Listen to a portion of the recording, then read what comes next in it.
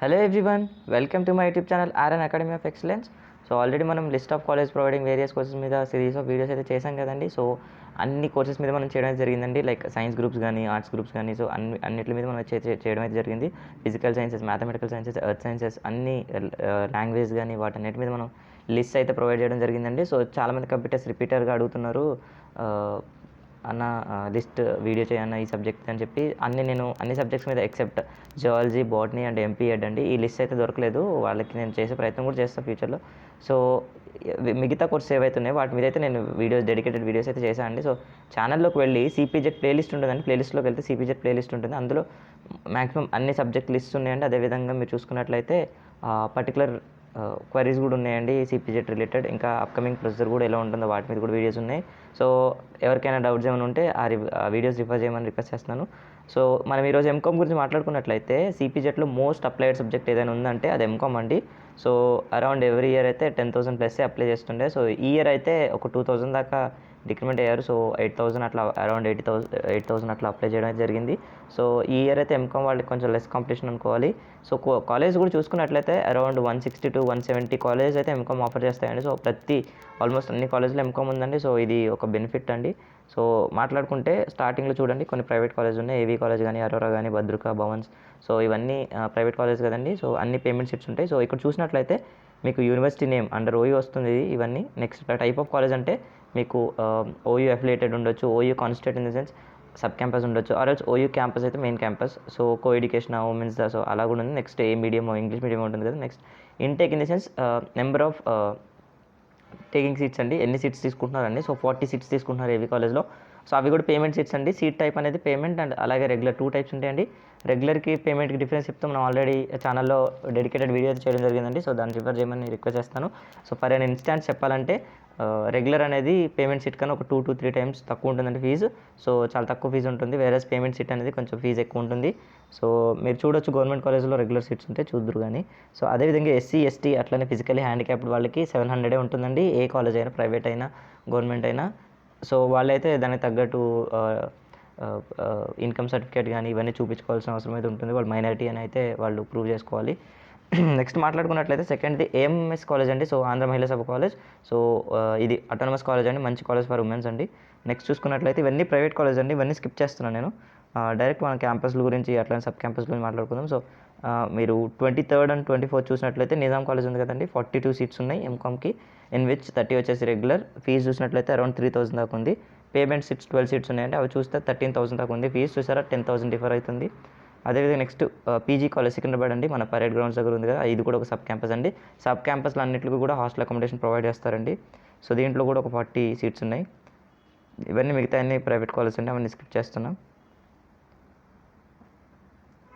Next చూసుకున్నట్లయితే మీరు 45 and 46 అండి, కోటి ఉమెన్స్ కాలేజ్. దాంట్లో 40 సీట్స్ ఉన్నాయి. ఇన్ విచ్ 30 వచ్చేసి రెగ్యులర్, 10 వచ్చేసి పేమెంట్ సీట్స్. మీరు వెబ్ ఆప్షన్స్లో ఫస్ట్ రెగ్యులర్ సీట్కి ట్రై చేయండి.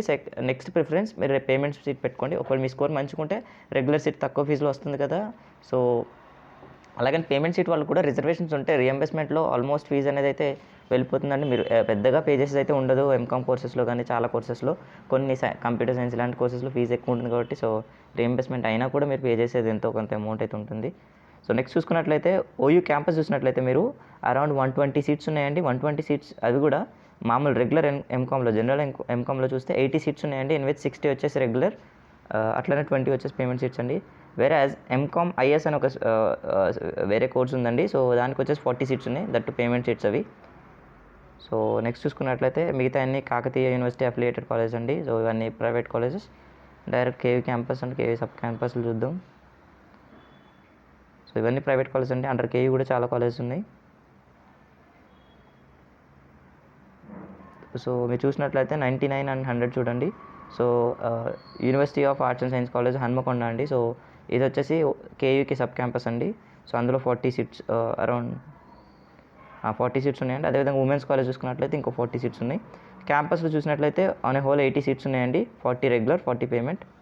నెక్స్ట్ అట్లనే కేయూ పీజీ సెంటర్ అని ఉంది కదండి. సో ఇది వచ్చేసి గవర్నమెంట్ కాలేజే అండి. ఇందులో కూడా 40 సీట్స్ ఉన్నాయి. సో అలా నెక్స్ట్ 103, 104, 105, 106, అదేవిధంగా 107, 108.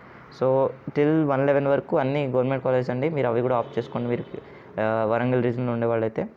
నెక్స్ట్ తెలంగాణ యూనివర్సిటీ చూసుకున్నట్లయితే తెలంగాణ యూనివర్సిటీ నిజామాబాద్ కదండి. సో చాలా గవర్నమెంట్ కాలేజెస్ ఉన్నాయి, కొన్ని అఫిలియేటెడ్ కాలేజెస్ ఉన్నాయి, చూసుకోండి.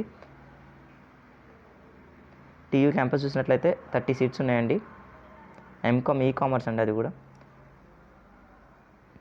నెక్స్ట్ మహాత్మా గాంధీ యూనివర్సిటీ చూసినట్లయితే మామూలు అఫిలియేటెడ్ కాలేజ్ స్కిప్ చేస్తున్నాను నేను. లిస్ట్ అనేది మీకు వీడియో డిస్క్రిప్షన్లో ప్రొవైడ్ చేస్తాను. సో మీరు అక్కడ క్లియర్గా చూసుకోవచ్చు. వీడియో అనేది టైం లెంత్ అవ్వద్దు కదండి. నెక్స్ట్ చూసుకున్నట్లయితే MGU campus, Mahatma Gandhi university campus Nalgonda కదండి. చూసినట్లయితే 40 సీట్స్ ఉన్నాయి. నెక్స్ట్ అట్లనే పాలమూరు యూనివర్సిటీ కొన్ని గవర్నమెంట్ కాలేజ్ ఉన్నాయండి. సో అవి 80 సీట్స్ ఉన్నాయి, గద్వాల్ అండ్ కొల్లాపూర్లో. సో మహబూబ్ నగర్ డిస్టిక్ వాళ్ళకి.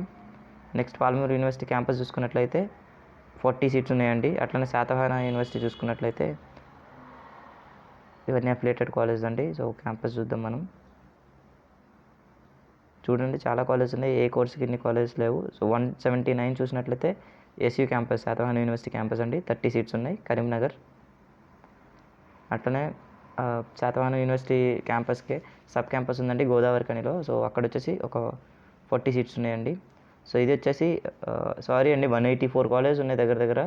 సో 184 ఇన్ ది సెన్స్ కొన్ని రెగ్యులర్ పేమెంట్ ఇట్లా సపరేట్ చేస్తారు కదా. సో అరౌండ్ 170 దాకా అయితే ఉండొచ్చు.